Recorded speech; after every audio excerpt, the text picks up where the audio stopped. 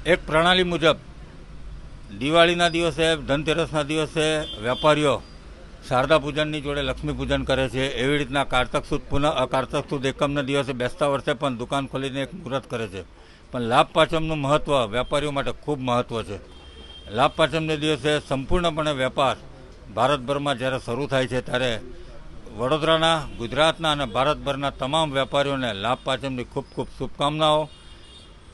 સંવત 2081માં અમારા વેપારીઓ અભૂતપૂર્વ વેપાર કર્યો છે.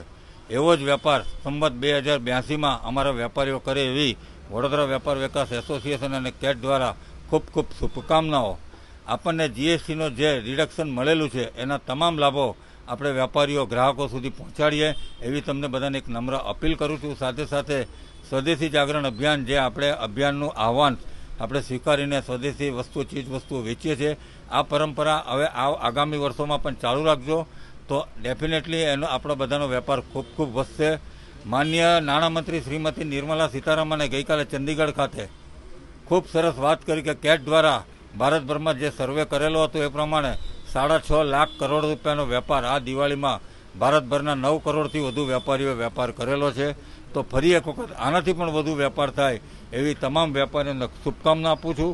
સાથે સાથે આજે જૈનો માટે લાભ પાંચમની સાથે જ્ઞાન પાંચમ છે, તો તમામ જૈન બંધુઓને જ્ઞાન પાંચમની ખૂબ ખૂબ શુભકામનાઓ. મા સરસ્વતીની કૃપા આપ સૌ પર હર હંમેશ રહે એવી શુભકામનાઓ.